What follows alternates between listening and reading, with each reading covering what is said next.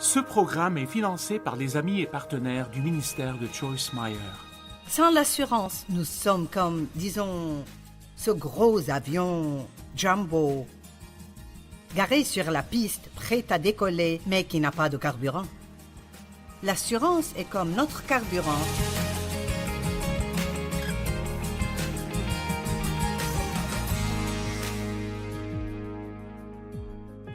Eh bien, merci de vous être joints à moi aujourd'hui.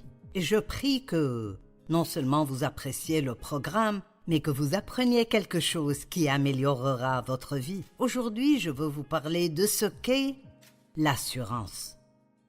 Nous voulons tous l'assurance, nous avons tous besoin d'assurance. Certaines personnes ont de l'assurance, mais il y en a d'autres qui ne l'ont pas et voudraient l'avoir. Donc, qu'est-ce que l'assurance ? Eh bien, l'assurance est une confiance intérieure qui amène la personne à entreprendre et faire quelque chose. Normalement, nous n'essayons même pas quelque chose de nouveau si nous ne sommes pas confiants que nous pouvons le faire. C'est la conviction que nous sommes capables de faire quelque chose et que nous sommes acceptables.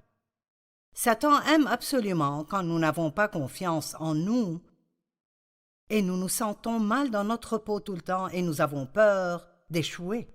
Je dis souvent aux gens, vous ne saurez jamais si vous avez raison, à moins que vous ne soyez prêts à sortir et à prendre le risque d'avoir tort. Et je vous dis en passant qu'avoir tort n'est pas la pire chose au monde qui puisse vous arriver. Si vous ne savez pas ce que vous voulez faire dans votre vie, la meilleure chose à faire, c'est de sortir et de découvrir. Il ne vous faudra pas longtemps pour découvrir votre place, si vous êtes prêt à découvrir où votre place n'est pas. L'assurance nous amène à être audacieux, ouverts et clairs ou directs d'une manière pieuse. L'assurance est la foi en Dieu, la foi en les autres, la foi en soi, la foi en une chaise. Je ne vais même pas m'asseoir sur une chaise si je ne suis pas sûr qu'elle pourra me porter. L'assurance nous permet de vivre sans peur et de nous sentir en sécurité. Et nous voulons tous cela. Nous voulons vivre sans peur et en sécurité. Et cela fait partie de votre héritage, d'être confiant, d'être en sécurité. Ésaïe 54, 17 dit « Toute arme préparée contre toi sera sans effet, et toute personne qui s'attaquera à toi au tribunal, c'est toi qui la condamneras. » Cette paix, cette justice, cette sécurité qui est l'assurance, et cette victoire face à l'opposition, tel est l'héritage et le patrimoine des serviteurs de l'Éternel. C'est tellement bon. Cela fait partie de votre droit. Cela fait partie de votre héritage. Cela fait partie de ce que Dieu veut que vous ayez, d'avoir de l'assurance, de ne pas vivre dans la peur. Il veut que vous soyez audacieux et que vous croyiez que vous pouvez faire des choses et que vous n'ayez pas peur d'essayer de nouvelles choses. Nous devons savoir qui nous sommes en Jésus-Christ. Qui je suis en Christ est très différent de qui je suis sans lui. Ésaïe 32, 17 dit « L'œuvre de la justice, le fait de savoir que j'ai été justifié devant Dieu par le sang de Jésus-Christ. » C'est tellement merveilleux de ne pas se sentir mal tout le temps. Qu'est-ce qui ne va pas en moi? Qu'est-ce qui ne va pas? Ou de sentir que Dieu n'est pas content de vous. Dieu vous a aimé et vous a accepté avant même que vous ne naissiez et que vous n'ayez fait quoi que ce soit de bien ou de mal, parce qu'il a accepté tous ceux qui sont en Christ. Si vous croyez en Jésus et vous l'acceptez vraiment comme votre Seigneur et Sauveur, alors vous êtes juste en Dieu, non parce que vous faites tout bien, mais parce que vous croyez bien. Et plus vous croyez bien, plus vous ferez du bien. Permettez-moi de faire cette déclaration. Vous n'avez pas besoin de vous sentir confiant pour être confiant. Vous commencez par croire que vous pouvez faire des choses. J'ai écrit un livre intitulé « Des pensées puissantes » et là nous donnons aux gens des pensées qui ajouteront du pouvoir à leur vie et nous suggérons qu'il médite là-dessus pendant 30 jours. Et je ne veux pas dire toute la journée pendant 30 jours, mais d'y penser continuellement. Et l'une d'elles est « Je peux faire tout ce que je dois faire dans la vie à travers Christ qui est ma force ». Certains matins, je me réveille et je ne me sens pas très bien. Et si c'est un matin quand je dois aller faire quelque chose comme ça, laissez-moi vous dire, je fais confiance à Dieu, je mets ma confiance en Dieu et je crois qu'il m'accordera la force de faire tout ce que je dois faire ce jour-là à travers lui. Méditez et pensez aux choses qui sont en accord avec la parole de Dieu que vous voulez voir dans votre vie. Nous avons besoin de savoir qui nous sommes en Christ. Cela nous donnera de l'assurance. Qui nous sommes en Christ est tout à fait différent de ce que nous sommes sans lui. Par exemple, la Bible dit que si nous sommes en Christ, nous sommes justifiés devant Dieu. Celui qui n'a pas connu le péché est devenu péché afin que nous devenions justice de Dieu en lui. Je suis éternellement reconnaissante de ne plus avoir à penser constamment à ce qui ne va pas en moi. J'ai reçu la justice de Dieu à travers ma relation avec Christ, non pas parce que je fais tout comme il faut, mais parce que c'est un don que Dieu me donne. Et quand vous recevez cela et vous y croyez, plus vous croyez que vous avez raison, plus vous adopterez de bons comportements dans votre vie. Ésaïe 32, 17 dit « L'œuvre de la justice, ce sera la paix, interne et externe, et le produit de son activité, ce sera la tranquillité et la sécurité pour toujours. » J'aime ceci. Sans l'assurance, nous sommes comme, disons, ce gros avion jumbo, garé sur la piste, prêt à décoller, mais qui n'a pas de carburant. L'assurance est comme notre carburant et vous pouvez avoir toutes sortes d'idées sur les choses, mais vous devez avoir la confiance en fait pour essayer ces choses et découvrir si elles sont ce que Dieu a pour vous. N'ayez pas peur d'essayer et de découvrir. L'assurance est vraiment la même chose que d'être sans peur. Nous n'avons pas à vivre dans la peur.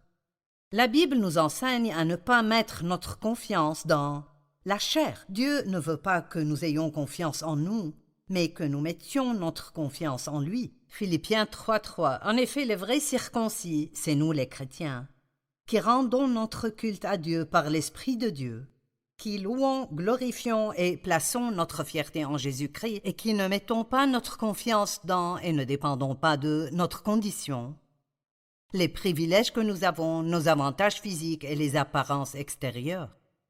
Je vous donne des exemples. Ne mettez pas votre confiance dans votre apparence, car votre apparence changera.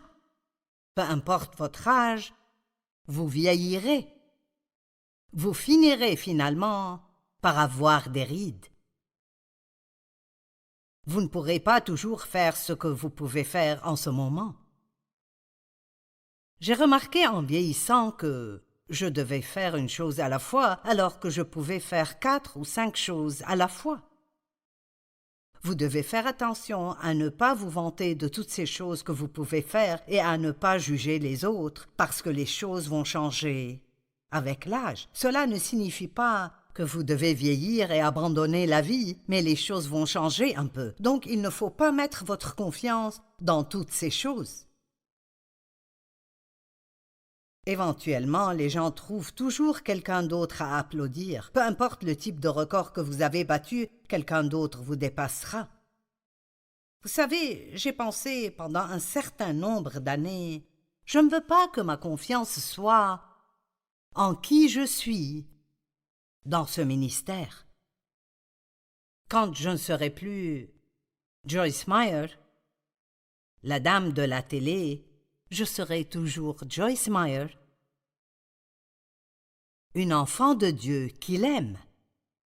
Et j'y pense parfois, je me décide parce que je ne veux pas sentir que je ne suis plus rien ou plus personne si je ne peux pas faire ça. Et beaucoup de gens, quand ils ne peuvent plus faire ce qu'ils font, ils perdent leur identité et ils ont l'impression qu'ils n'ont plus aucune valeur. Mais vous aurez toujours de la valeur pour Dieu, simplement parce que vous êtes ses enfants et il vous aime. Donc nous ne voulons pas mettre notre confiance dans notre apparence, nos dons et nos talents, Combien d'applaudissements nous recevons, ce que nous possédons, qui sont nos amis, quelle marque de vêtements nous pouvons acheter, dans quel quartier nous vivons, quel type de voiture nous conduisons. Quels sont certains des symptômes d'un certain manque d'assurance? Eh bien, si quelqu'un n'est pas confiant, il est généralement indécis et a beaucoup de mal à prendre des décisions, car peu importe la décision qu'il prend, il a peur que ce ne soit pas la bonne. Et avant très longtemps, il changera d'avis, et puis il changera d'avis à nouveau, et puis il changera d'avis. Et il n'y a pas de mal à demander conseil aux gens. Mais si vous devez demander à 20 personnes, à chaque tournant, s'ils pensent que vous faites la bonne chose, alors je ne pense pas que vous mettez votre confiance à la bonne source. Vous hésitez et vous n'êtes pas sûr des choses. Lorsque nous manquons de confiance, c'est difficile pour les autres de mettre leur confiance en nous. J'aime être avec des gens qui ont de l'assurance et j'aime travailler avec des gens qui ont de l'assurance. Une fois, j'ai eu une assistante qui manquait tellement d'assurance en soi et ça m'a donné l'impression que je ne pouvais pas mettre ma confiance en elle. Tant de fois, je ne lui demandais pas de faire des choses parce que si je lui demandais de faire quelque chose de nouveau, elle hésitait toujours et je pourrais dire qu'elle avait peur. Nous devons vraiment croire que Dieu nous aidera à faire tout ce que nous devons faire dans la vie. Mais en même temps, nous ne voulons pas avoir une attitude hautaine, fière et orgueilleuse. Nous devons garder l'équilibre et si nous n'en sommes pas capables, Dieu nous aidera et nous parlerons de cela. Vous dites, Joyce, je n'ai aucune assurance en moi. Eh bien, commencez par arrêter de dire cela. Régulièrement, dans mon temps avec Dieu, j'aime déclarer la parole de Dieu sur ma vie. Et donc, je dis, je suis confiante que je peux faire tout ce que je dois faire à travers Christ qui est ma force. Si vous dites cela dans l'intimité de votre propre vie, vous découvrirez vite que vous ressentirez ce que vous croyez. Vous croyez plus ce que vous dites que ce que n'importe qui d'autre dit. Alors laissez la bonne chose sortir de votre bouche, laissez votre bouche être d'accord avec la parole de Dieu et vos sentiments seront conformes à vos décisions. Lorsqu'on vous demande de faire quelque chose, présentez-vous avec assurance. Rappelez-vous que j'ai dit, vous n'avez pas besoin de vous sentir confiant pour être confiant. Vous savez, quand je fais des conférences et je monte sur l'estrade pour parler et je regarde des milliers de personnes, parfois je me sens plus assurée que d'autres fois. Mais je peux toujours être confiante de toute façon parce que j'ai vu Dieu travailler pour moi encore et encore et encore et encore. Vous savez, les sentiments sont drôles, ils sont capricieux. Ils ne sont pas toujours là. Vous pouvez ressentir quelque chose le soir et quelque chose de complètement différent le matin, et j'avoue que je ne comprends pas. Mais tout ce que je sais, c'est que je n'ai pas à vivre selon ce que je ressens, je peux gérer mes émotions et je peux vivre en les dépassant. Donc, que je me sente confiante ou non, je suis confiante parce que je crois que Dieu travaillera toujours pour moi. Et si vous manquez d'assurance, n'acceptez pas ce fait. Priez et obtenez l'aide de Dieu et allez à la racine de votre problème. Où le manque de confiance en soi a-t-il commencé dans votre vie? Est-ce peut-être dans votre enfance?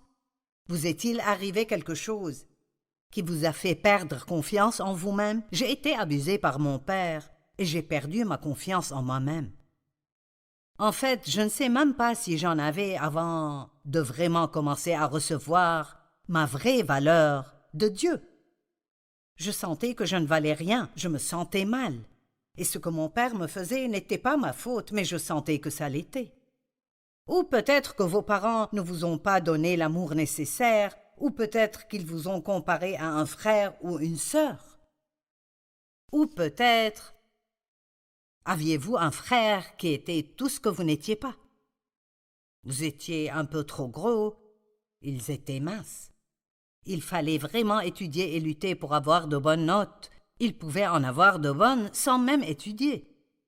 Ils étaient populaires, vous n'étiez pas si populaire. C'est dévastateur quand on commence à se comparer à quelqu'un d'autre. Je connais tellement de gens comme ça. Ils ont un frère qui semble tout faire comme il faut. Ou peut-être que vos parents vous ont comparé à un frère. Eh bien, tu dois être plus comme ton frère. Pourquoi ne peux-tu pas agir comme ta sœur? Les parents ne réalisent pas à quel point c'est dévastateur. Nous sommes tous des individus uniques, et Dieu a un but unique et un plan pour chacun de nous. Et l'une des choses dont je veux que vous vous souveniez de l'enseignement d'aujourd'hui, c'est vous n'avez pas à être comme n'importe qui d'autre. Apprenez à être vous-même et soyez la meilleure version de vous-même que vous pouvez être.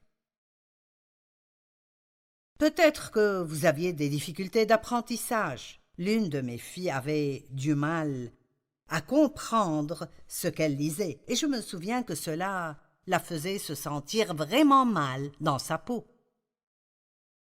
Avant que nous ne sachions ce qu'était la dyslexie, cela devait être difficile pour les enfants qui l'avaient et qui n'arrivaient pas à lire comme les autres. Et je suis sûre qu'on les a fait se sentir stupides. Vous ne pouvez peut-être pas tout faire comme quelqu'un d'autre, mais vous avez des dons et des compétences que les autres n'ont pas. Et Dieu a un but et un plan pour vous. Alors ne laissez jamais l'ennemi vous dire autre chose. Et rappelez-vous que ce n'est pas le travail de quelqu'un d'autre de vous faire sentir bien dans votre peau. Si vous êtes en relation avec quelqu'un qui manque vraiment de confiance en soi, cela peut absolument vous épuiser parce que, tout d'abord, vous ne pouvez jamais les corriger sur quoi que ce soit, vous devez aimer tout ce qu'ils font. Et c'est juste, vous vous épuisez au bout d'un moment parce que vous avez l'impression que si vous ne les complimentez pas et si vous ne marchez pas sur des œufs, ils vont s'énerver. Dieu a parlé à mon cœur il y a des années et m'a dit d'arrêter de donner à mon mari la responsabilité de ma joie. Et je vous dis aujourd'hui, arrêtez de donner aux autres la responsabilité de votre confiance en vous. Vous devez obtenir cela de Dieu et arrêtez d'essayer de l'obtenir de ce que les gens vous font ressentir. Je ferais mieux de répéter cela. Obtenez votre confiance en vous de Dieu, pas de ce que les autres vous font ressentir ou ne vous font pas ressentir. Arrêtez de leur donner la responsabilité de votre confiance en vous. Découvrez qui vous êtes en Christ et vous gagnerez en assurance. Je vais suggérer que nous soyons un tout et rien du tout. Dans Jean 15,5, la Bible dit « Je suis le cep, vous êtes les sarments. Celui qui demeure en moi et en qui je demeure porte beaucoup de fruits, car sans moi vous ne pouvez rien faire. » Donc, sans Christ, je ne suis rien. Mais si je mets cela avec Philippiens 4,13, je peux tout par celui qui me fortifie, Christ, et je suis prêt à tout et capable de tout par celui qui me donne la force à l'intérieur de moi. C'est l'amplifié, j'aime ceci. C'est la bonne attitude, je suis prêt à tout à travers lui, pas par ma propre force, mais grâce à lui qui me donne la force intérieure. Chaque jour, demandez à Dieu de vous donner la force pour faire ce que vous devez faire. Même si c'est quelque chose que vous avez fait des milliers de fois, ne pensez pas que vous pouvez le refaire simplement parce que vous l'avez déjà fait. Appuyez-vous sur Dieu. Il aime quand vous mettez votre confiance en lui. Alors soyez un tout et rien du tout, rien en vous-même mais tout en Christ. Dans Philippiens 4,13, la Bible amplifiée, il termine en disant « Je suis autosuffisant dans la suffisance de Christ ». J'aime ceci. Ou nous pourrions dire « J'ai confiance en moi, en ma confiance en Christ ». Vous pouvez acheter des livres partout sur la confiance en soi. Et je pourrais vous enseigner la confiance en soi, mais réellement, vous ne pouvez avoir confiance en vous que si votre confiance vient de votre confiance en Christ. Sans lui, je ne peux rien faire. Maintenant, la Bible nous dit de ne pas avoir une plus haute opinion de nous-mêmes que nous ne le devrions. Les gens orgueilleux ne reçoivent pas l'aide de Dieu. Les humbles obtiennent son aide. Humiliez-vous donc sous la puissante main de Dieu afin qu'il vous élève au moment voulu. C'est pourquoi nous ne voulons jamais avoir cette fausse assurance. Non, ce n'est pas donné à moins que Dieu ne me donne sa grâce, sa force, son pouvoir et sa capacité à le faire. Nous devons remercier Dieu chaque fois que nous avons du succès, parce que ce succès n'est pas à cause de nous, mais à cause de Dieu. Quelqu'un a dit que cela reste à voir, ce que Dieu pourrait faire à travers une personne qui lui donnerait toute la gloire. Vous savez, quand vous faites quelque chose de bien et que les gens vous complimentent, recevez les compliments, mais ensuite prenez-les et rendez-les à Dieu. J'ai reçu beaucoup de compliments aujourd'hui, Seigneur, et je les apprécie, mais c'est grâce à toi. Comprenez-vous à quel point c'est important? Si vous ne faites pas ça, très bientôt vous serez orgueilleux et vous croirez tout ce que le monde dit de vous. « Oh, tu es génial, tu es incroyable, blablabla. » Eh bien, si quelqu'un va trop loin avec ça, vous devez lui dire « Je ne peux faire ce que je fais qu'à cause du Christ. » Vous n'avez pas à le dire tout le temps, c'est bien de dire simplement « Merci, j'apprécie le compliment. » Mais rappelez-vous toujours de le rendre à Dieu. Dans Luc 18, 9 à 14, nous voyons un bon exemple. Il dit encore cette parabole à l'intention de certaines personnes qui étaient convaincues d'être justes et qui méprisaient les autres.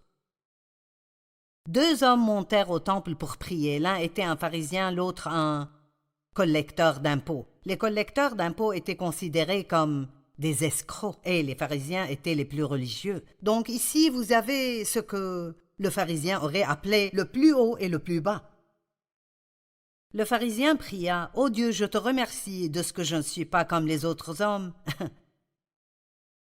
qui sont voleurs, injustes, adultères, ou même comme ce collecteur d'impôts.